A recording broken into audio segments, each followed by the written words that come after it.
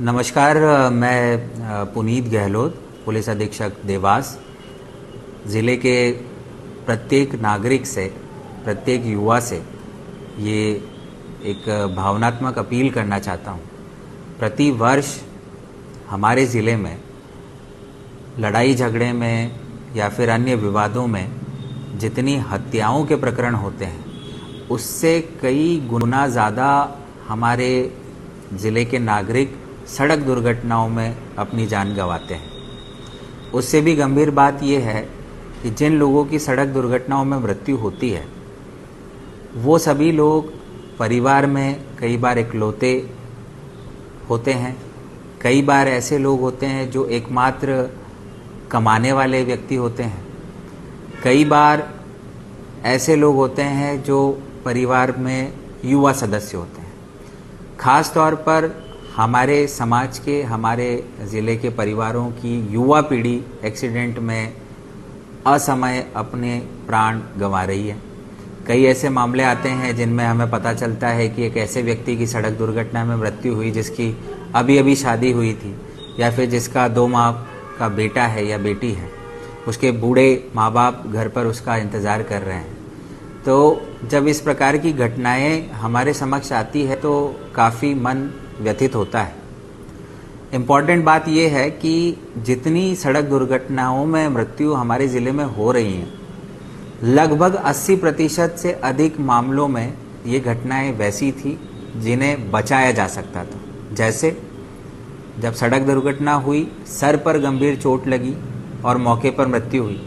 अगर उस व्यक्ति ने हेलमेट पहना होता तो संभवतः उस सड़क दुर्घटना में उसकी जान बच सकती थी। इसी प्रकार 4 व्हीलर्स की जो घटनाएं होती है, अधिकांश मामलों में ये देखने को आता है कि सीट बेल्ट जो है यात्रियों ने नहीं लगाया था, जिसके कारण उनकी उक्त दुर्घटना में मृत्यु हुई। अगर सीट बेल्ट वो लगाए होते तो संभवतः उस दुर्घटना में उन्हें चोट लग सकती थी, लेकिन उनकी मृत्यु होने से बच जाती। तो ये कुछ सामान्य चीज़ें हैं। ओवर स्पीडिंग हमारे सड़क दुर्घटनाओं का एक काफ़ी बड़ा कारण है। बार बार जागरूकता फैलाए जाने के बावजूद सड़क मार्गों पर जितने भी हमारे संकेतक लगे हैं, जिसमें गति सीमा को एक लिमिट में रखने का बताया जाता है, उसके बावजूद हमारे लोग उसका पालन नहीं करते हैं और ओवर स्पीडिंग के कारण कई गंभीर दुर्घटनाओं को अंजाम देते हैं।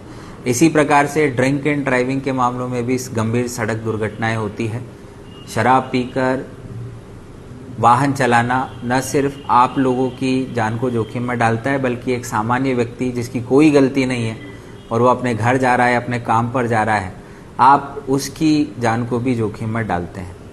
तो ये न सिर्फ पुलिस की बल्कि हमारी समाज के नाते समस्त लोगों की एक सामूहिक जिम्मेदारी है कि सड़क दुर्घटनाओं के कारण हमारे समाज का, हमारे परिवार का एक युवा व्यक्ति या किसी के घर का बेटा या किसी का पिता या फिर किसी परिवार का ऐसा सदस्य जो एकमात्र कमाऊ व्यक्ति था, जिसके ऊपर पूरा परिवार आश्रित था, उसकी असामयिक दर्दनाक मृत्यु हो जाना कहीं न कहीं हम सब की कुछ न कुछ जिम्मेदारी सुनिश्चित करती है।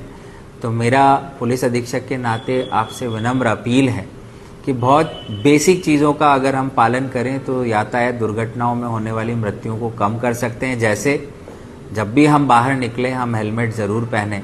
अगर हम 4 व्हीलर से जा रहे हैं तो हम सीट बेल्ट ज़रूर लगाएं। यातायात के नियमों का हम पालन करें। ओवर स्पीडिंग हम कभी नहीं करें। ड्रिंक करने के उपरांत हम कभी भी वाहन को नहीं चलाएं।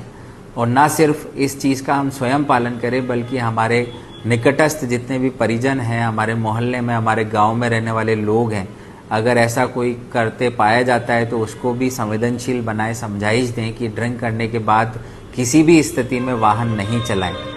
और साथ ही हमारे ज़िले में कई ऐसे दुर्घटना संभावित क्षेत्र हैं, घाट एरियाज़ हैं, जिन पर दुर्घटनाओं को होने की संभावनाएं अधिक होती हैं। ऐसी स्थिति में हम वहाँ पर अतिरिक्त सावधानी बरतें।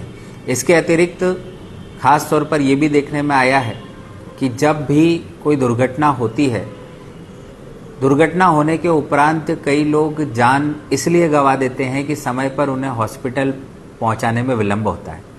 इस चीज़ के लिए भारत सरकार और मध्य प्रदेश शासन की काफ़ी अच्छी योजनाएं हैं, जिसमें राहवीर योजना है। वो योजना के तहत अगर कोई व्यक्ति सड़क दुर्घटना में घायल हुए किसी व्यक्ति के बारे में जानकारी पुलिस को देता है और साथ ही उसको त्वरित चिकित्सा प्रदान करने के लिए वो हॉस्पिटल लेकर जाता है, तो न सिर्फ उस व्यक्ति को राहवीर योजना के अंतर्गत सम्मानित करने का प्रावधान किया गया है, बल्कि कई बार हमारे लोगों को ये आशंका होती है कि जब हम किसी एक्सीडेंट के प्रकरण में किसी की मदद करेंगे तो हो सकता है कल से हमें कोर्ट के चक्कर काटना पड़े। ऐसी भी बाध्यताओं से राहवीर योजना संबंधित मदद करने वाले व्यक्ति को मुक्त करती है।